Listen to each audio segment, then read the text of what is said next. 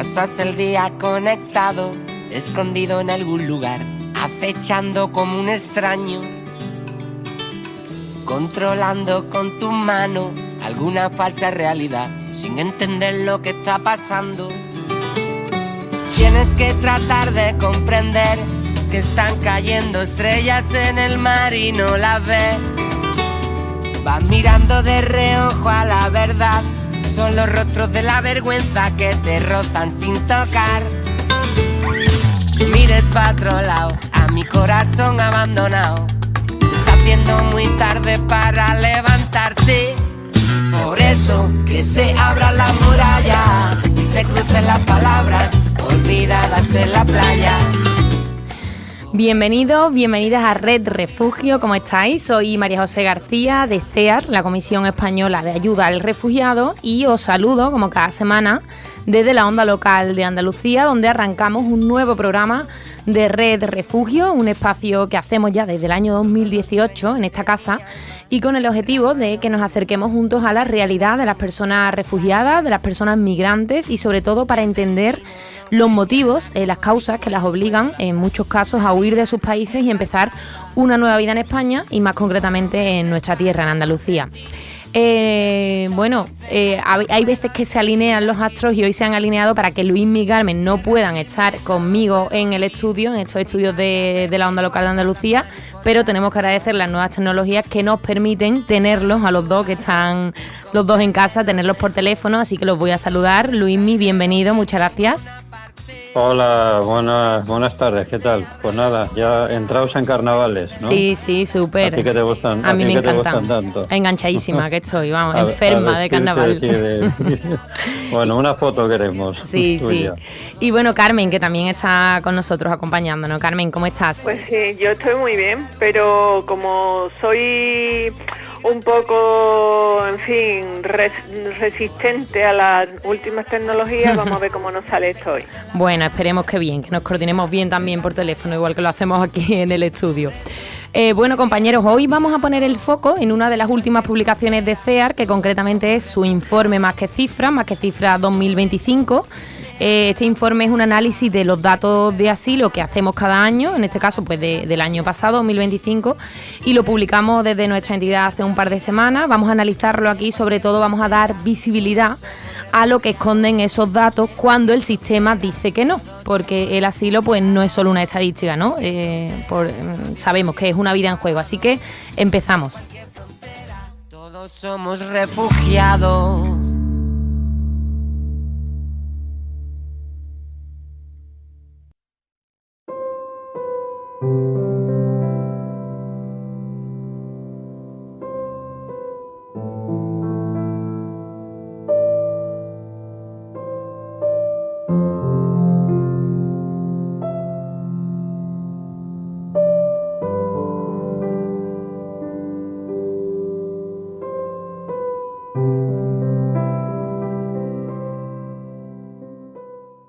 Recientemente, CEAR ha publicado este informe, Más que Cifras 2025, un análisis que vuelve a recordarnos una realidad bastante incómoda, y es que España recibe muchas solicitudes de asilo, pero reconoce a muy pocas personas como refugiadas.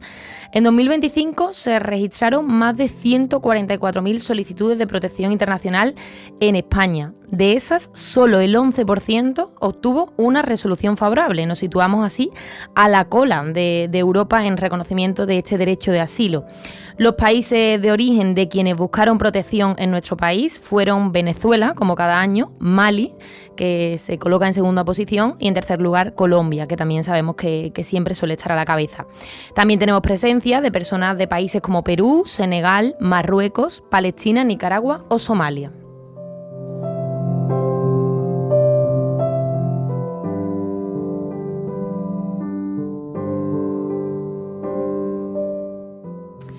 Andalucía cumple, por lo tanto, un papel clave dentro de este escenario porque más de 20.000 personas solicitaron protección internacional en nuestra comunidad autónoma durante el año 2025 y la convierten en uno de los territorios con mayor número de peticiones de España. En particular, Málaga y Sevilla están entre las provincias con más solicitudes y esto es un reflejo de su condición como punto de llegada y de acogida, ¿no?, de estos territorios.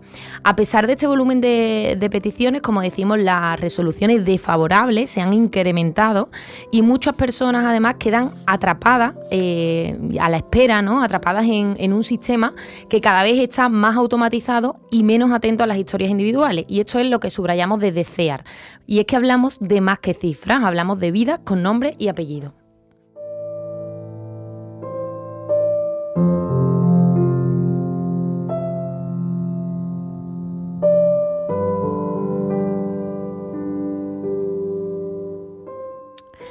Y justo en este momento vamos a escuchar una de esas historias que esconden la cifra, concretamente una de esas miles de solicitudes de asilo denegadas. Esa va a ser la historia de Nicolás. Nicolás es natural de Perú. Su solicitud de asilo, como decimos, tuvo una resolución no favorable el pasado 2025 y va a poder compartir con nosotros, también con Carmen y con Luismi, que como sabéis hoy están desde casa. Nicolás va a compartir con nosotros una parte de su historia y vamos a poder ver bien, pues ponerle un poco de historia a todas esas cifras de las que os he hablado, ¿no? Le doy la bienvenida, también lo tenemos por teléfono. Nicolás, muchísimas gracias por estar con nosotros. Muchas gracias por recibir la llamada. Bueno, pues Nicolás, cuéntanos un poquito sobre ti. Yo ya he dicho que eres de Perú. Queremos saber cuándo y por qué motivo tomas la decisión, junto a tu familia en este caso, ¿no?, si no me equivoco, de dejar Perú y de viajar a España. Bueno, nosotros llegamos a España aquí en abril del 2023. Uh-huh. Y bueno, tomamos esa decisión por unas amenazas que yo recibí en Lima. Bueno, en realidad dirigidas contra toda mi familia, y bueno, ante las autoridades no recibí mucho apoyo, entonces sentí que estaba plenamente desprotegido, no tenía otra opción que irme, porque las personas que me amenazaban eran aparentemente unos narcotraficantes. Uh-huh. Que parece que tenían llegada en la policía, en algunas instituciones del Estado, y yo me sentí en una situación muy vulnerable con mi familia, entonces tuvimos que tomar una decisión como esta, ¿no? Uh-huh. Entonces llegamos a España, aquí a Sevilla, en abril del 2023, y bueno, con la idea de primero solicitar una protección, porque la inseguridad no nos acompañó hasta que ya trepamos del avión y estuvimos ya en pleno vuelo. Ahí tuvimos una oportunidad de ya respirar con más calma. Sí. Y de alguna manera iniciamos este procedimiento con mucho esfuerzo aquí en Sevilla, insistiendo porque los teléfonos siempre ocupados, los correos que no se atienden, entonces finalmente ingresó la solicitud y bueno, ya de alguna manera un poco más encaminados, ¿no? Y empezasteis desde cero. Sí, claro, porque abandonamos el trabajo, los amigos, la familia, fue muy nuestras cosas, nuestra casa, nuestros bienes del hogar. Vinimos con las maletas nomás. Claro. Y bueno, no fue un viaje, fue una mudanza prácticamente con pocas cosas, ¿no? Claro. Seguro que mis compañeros Luismi y Carmen quieren también hacerte alguna pregunta. Luismi. Sí. Nicolás, ¿me escuchas? Sí, fuerte y claro, dígame. Pues mira, Nicolás, te quería preguntar cómo fue el comienzo de esa nueva vida que emprendes en otro país, que, bueno, tenemos en común la lengua, pero al fin y al cabo hay costumbres a lo mejor diferentes, ¿no? ¿Cómo fue esa nueva vida para ti, para tu familia? En cuanto al trabajo, la escuela, por ejemplo, para los niños, para ti mismo. Cuéntanos un poquito cómo fue ese comienzo. Nosotros lo primero que tratamos de hacer fue ponernos en actividad con mi esposa. Mi esposa era asesora de seguros y yo trabajaba como administrador en una pequeña empresa. Entonces tratamos pues de un poco buscar espacios, pero no teníamos autorización para trabajar. Entonces aquí nos enteramos que había fuertes sanciones para las empresas que contratan en negro, fuera de nómina, y entonces se hacía muy, muy difícil conseguir que alguien nos dé trabajo, ¿no? Bueno, hemos pasado, mi esposa, por cuidar a adultos mayores, por hacer limpieza de hogares, y yo he pasado por la aceituna, por el reparto, y finalmente fui a dar en el tema de hostelería, ¿no? Pero eso fue todo un proceso porque, vamos, que no conocíamos a nadie, no teníamos mucho contacto, así que los puntos de partida eran muy, muy precisos, muy, muy escasos. Y y bueno, con el caso de mis hijos sí tomamos contacto con una persona que era la directora de la biblioteca y, y nos dijo tienen que escolarizarlos rápidamente, ¿no? Así que siendo abril, los escolarizamos ya de alguna manera como para que se vayan entrenando y entren en contacto con la dinámica educativa aquí, porque ya el periodo estaba por terminar. Claro. Así que nada, mi hijita ahora tiene 11 años y mi hijo tiene 18, ya está en segundo de bachillerato. Pero en ese momento tenían que tomar contacto un poco con la dinámica educativa, ¿no? Uh-huh. Entonces, Nicolás, sí, bueno, recibieron buena acogida, sí. Dígame. Soy Carmen, Nicolás. ¿Qué nombre más bonito tiene? Muchas gracias. Mira, de todo lo que nos estás contando, si tuvieras que quedarte con algo, ¿qué fue lo más complicado cuando llegaste a España? ¿Cuál fue el obstáculo más complicado que tuviste? ¿El trabajo? ¿O algún modo de vida particular que no te cuadrara? Claro, mire, nosotros vinimos con algunos recursos, ya debo admitir, vinimos con algo de dinero. Sí. El primer gran obstáculo fue que la reserva que teníamos para un espacio en un hotel no me lo pudieron dar esa noche. Y ya me ve usted 11 de la noche caminando por la calle sin saber a dónde estar, justo lo que no deseábamos, ¿no? Yeah. Con maletas en mano, los chicos ahí y sin saber a dónde ir. Por ahí alguien nos dio un dato y bueno, nos colocamos esa noche, ¿no? Pero ya luego de la primera noche ya todo fue más llevadero en un hotel, ¿no? Mientras tanto. Y luego nos conseguimos un lugar donde alquilar y pues ya nos ubicamos en un domicilio. Pero o sea que la llegada fue un poco traumática, sí, ¿no? Traumática porque yo decía ahorita me para la policía, que hacen dos menores caminando por la calle casi ya medianoche, ¿no? Yeah. Uh-huh. Entonces, y bueno, ya de ahí fue el tema financiero versus la imposibilidad de trabajar, porque claro, yo vine con cierto monto de dinero que podía pues bandearme algunos meses, pero no conseguíamos nada. Entonces, y a veces conseguíamos trabajos momentáneos de 1, 2, 3 días y nos pagaban con dinero en mano y la gente muy desconfiada y muy reacia. Entonces eso nos generaba una tensión horrible porque los días van pasando, pago de renta y no habían ingresos. Entonces eso era un momento ya inicia un poco de maratón que ha terminado siendo algo muy estresante respecto de este tema, ¿no? Porque siempre la falta de autorización para trabajar y tener ingresos formales generan el mayor de los estreses aquí en temas para poder sobrellevar los días, ¿no? Es muy complejo todo lo que nos cuentas, Nicolás. Además, vosotros estamos hablando de que llegáis en 2023, solicitáis asilo, obtenéis ya en un momento, ¿no?, de todo este proceso ese permiso de trabajo, vais empezando poco a poco, vais encontrando, entiendo, una estabilidad, ¿no? Los niños ya empiezan en los centros escolares, vosotros vais encontrando vuestros primeros puestos de empleo, pero llega un momento, el año pasado, en 2025, que os llega la resolución de vuestra petición de asilo y llega una resolución desfavorable. Es decir, os deniegan el asilo. ¿Cómo afectó esto a vuestro día a día y a la vida familiar? Mira, claro, o sea, quiero regresar un poquito, o sea, estuvimos en una etapa de trabajar informalmente. Nos autorizan luego a trabajar, lo que tú comentas. y ya, en ese momento dijimos, vamos, o sea, con todo ahí, ¿no?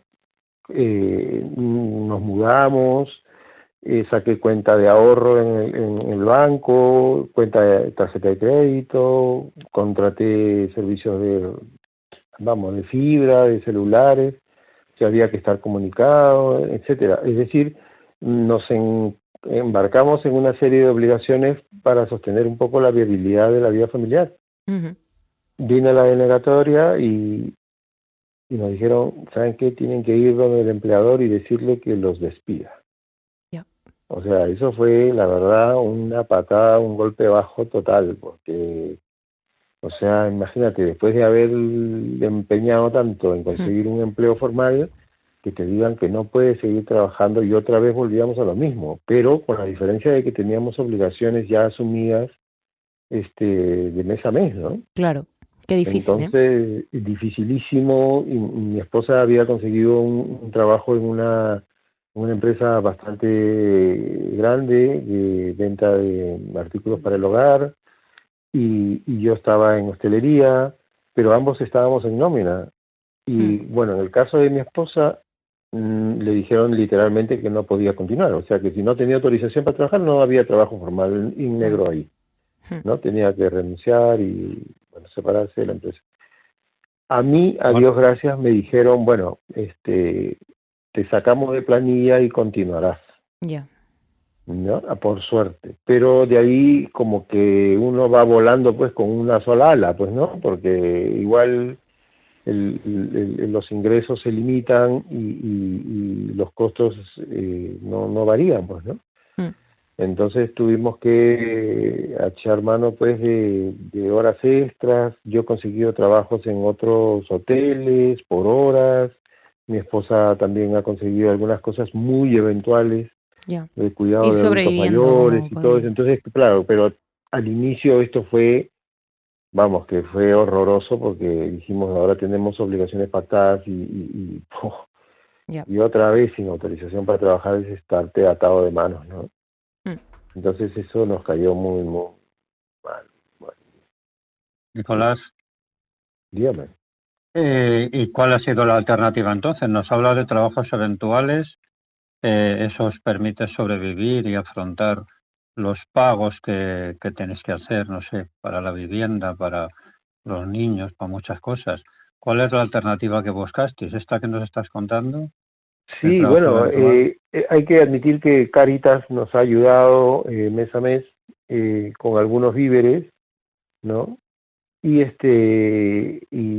Pero sí, o sea, había que buscar trabajos informales, ¿no? Porque, a ver, yo tengo un trabajo de 12 horas, de 8 de la noche a 8 de la mañana. Y conseguir un trabajo adicional sobre la base de esa jornada, ya se imaginan ustedes cómo termina el cuerpo. Entonces era muy complicado poder conseguir otro trabajo, no solamente por lo difícil, sino porque ya yo cuando salgo de trabajar salgo para ir a descansar, ¿no? Entonces, eso lo hacía mucho más difícil también, pero hemos estado ahí hasta ahorita, bueno, dándole en ese margen y con mucha estrechez, ¿no? No podemos, pero gastar un euro sin tomar en cuenta cómo va el presupuesto mensual, ¿no? Oye, Nicolás, ¿y ahora tienes esperanza? ¿Cómo ves el futuro? ¿Cómo te gustaría aquí o en Perú volver a Perú? ¿O cómo estás de eso, de esperanza? Mire, nosotros hemos conocido gente maravillosa aquí, nos han ayudado mucho, ha habido gente que en algún momento tengo que reunirlos a todos y darles un abrazo, incluido personas de ahí del CEAR, ¿no? Que nos han orientado de manera eficaz y todo ha sido cada uno dentro de un punto de vista distinto, ¿no? Y bueno, ya habiendo explorado muchas alternativas aquí, también hemos llevado cursos aquí, estos que ofrece el CEPE, para un poco, no sé, entrenarnos en otras habilidades y ver qué otros trabajos aquí. Entonces ya estamos un poco encaminados en cómo reinsertarnos laboralmente aquí, ¿no? Entonces este reglamento que ha salido nos ha caído de maravilla, pues porque aunque yo ya tengo ingresado mi expediente en tema de arraigo sociolaboral, ¿no? Y la Sí, empresa en sí, la sí. la empresa en la que yo estoy trabajando me ofreció la promesa de contrato porque ya cumplí el plazo y ya inicié mi procedimiento de arraigo sociolaboral junto con mi hijo que también está en socio formativo, ¿no? Entonces falta mi esposa y mi hija y y ellas se van a acoger plenamente a esta regularización de este año, ¿no? Qué Que nos bien. cae muy bien para un poco ya retomar pues este ritmo de rueda que gire y gire y podamos llevar una vida más, digamos, más distendida, más organizada, ¿no? Qué bien escucharte, Nicolás, también, porque después de todo lo que nos has contado, ¿no? Caísteis en esa situación de irregularidad que os desbarató un poco la vida, ¿no? Que la estáis empezando ya y comenzando a estabilizarse todo. Y para que también que veamos la importancia de esta regularización que permite que personas que estabais en ese momento también en una situación muy compleja, ¿no? Muy complicada. Es cierto que tú acabas de comentar que ya habías solicitado el arraigo, pero bueno, esta regularización extraordinaria va a permitir que tu mujer, ¿no? Y tu hija en este caso se puedan acoger a Sí. ella y regularizar su situación y personas que ya estaban aportando, ¿no? a la sociedad española y a la economía Sí. española y bueno, qué mejor que escuchar tu historia y que podamos ejemplificar, ¿no? Que estamos en estos días de escuchar el tema de la regularización. Pues bueno, aquí tenemos un caso, ¿no? Que es el vuestro y nos alegra muchísimo. Os deseamos muchísima suerte a ti y a toda tu familia. Ojalá que bueno, esta última etapa en la que parece que las cosas van estabilizándose de nuevo sea solo el comienzo de buenas noticias. Y te damos las gracias por Claro. compartir esta historia con tu historia y la de tu familia con todos nosotros. Sí, muchas gracias. Yo, mire, como si me permite decir unas palabras finales, Sí, claro. eh, decirle a las personas que nos escuchan que estos procesos no son nada fáciles, ¿no? Las personas que llegan aquí solicitando asilo o en algún otro trámite migratorio de extranjería, no es gente experta en temas legales ni en tramitación, ¿no? Claro. Son seres humanos comunes y corrientes que vienen de alguna afinidad de otro tipo de trabajos. Entonces, vérselas en un país extraño, con una norma distinta y un sistema institucional distinto, no es nada fácil recabar requisitos, llevar en éxito un procedimiento, porque todo es nuevo, ¿no? Y a veces hay personas que no tienen suficiente capacidad lectora para entender una norma jurídica y encima aparecen aclaraciones de la norma o el funcionario esto lo toma de otra manera y en fin, entonces se verá usted que personas que no tienen mucha entrenamiento en trámites de extranjería o en trámites legales, pues están jalándose los cabellos Sí. y es un tema pero absolutamente difícil, ¿no? Hay personas, he escuchado algunas tendencias políticas aquí que afirman que estos procedimientos son fáciles, la verdad que no lo son. O sea, pedirle a un empleador X que te ofrezca sus declaraciones juradas de impuesto a la renta o de ingresos empresariales, no es fácil. ¿Qué empresario entrega información de Hacienda a un procedimiento público? O sea, esto es, esta regularización de alguna manera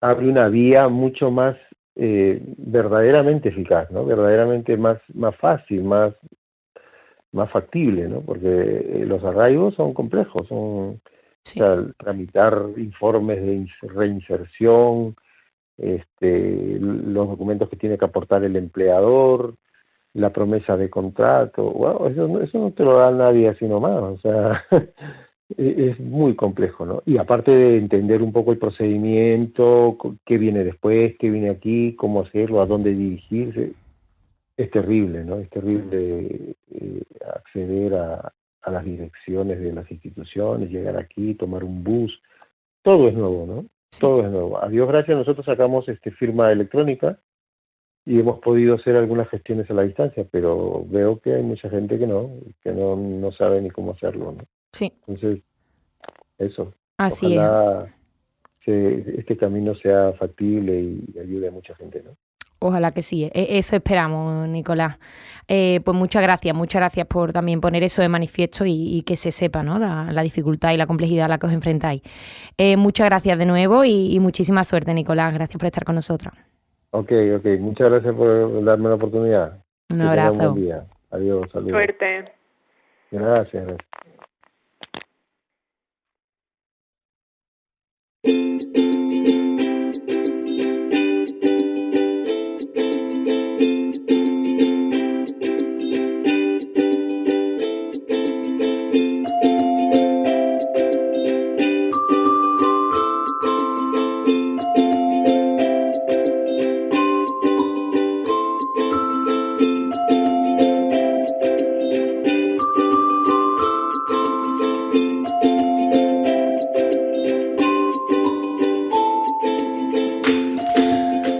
Bueno, esta conversación con Nicolás nos ha dejado poquito tiempo, pero sí que Carmen trae hoy una cosa muy chula. Nos vas a hablar de ajedrez, Carmen, explícate. Pues mira, te lo voy a explicar. Primero os voy a contar que el origen del ajedrez pues bascula en algún punto entre la India e Irán. De ahí la afición nacional iraní hacia este deporte milenario. Sin embargo, en las últimas décadas el tablero ha sido víctima de las políticas ideológicas más fanáticas.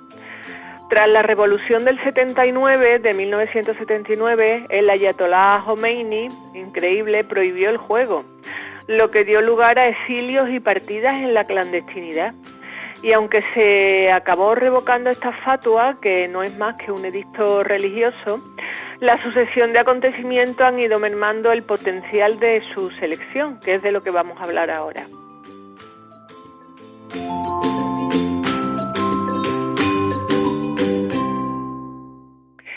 Por un lado, el boicot a Israel, que desemboca en que los iraníes se nieguen a competir contra sus jugadores y jugadoras, y por otro lado la obligación que imponen las autoridades a las mujeres deportistas para que compitan con velo.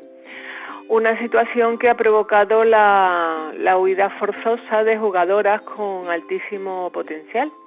Aquí vamos a hablar de la ajedrecista iraní Sara Kaden.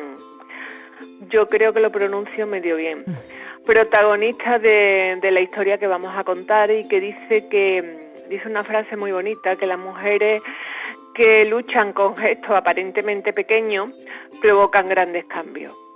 Y es que en diciembre del 2022, durante el Mundial de Rápida de Kazajistán, Kaden se negó a jugar con el velo que imponían las autoridades iraníes.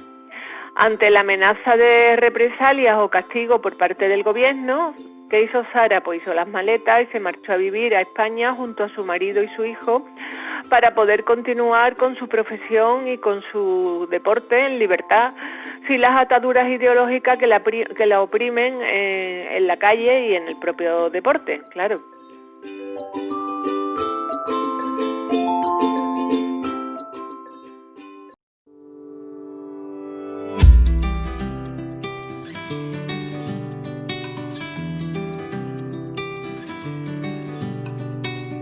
Pasas el día conectado, escondido en algún lugar, acechando como un extraño,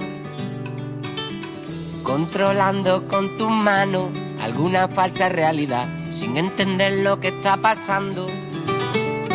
Tienes que tratar de comprender que están cayendo estrellas en el mar y no las ves. Vas mirando de reojo a la verdad. Son los rostros de la... Bueno, pues hasta aquí Red Refugio por hoy. Os agradecemos a todos que nos hayáis acompañado. Como sabéis, podéis volver a escuchar este programa en la página web de la Onda Local de Andalucía y en iVoox buscándolo por Red Refugio. Os esperamos la semana que viene, como siempre. Muchísimas gracias por hacer posible esta red. Por eso, si te quedas a mi lado, en cualquier frontera, todos somos refugiados.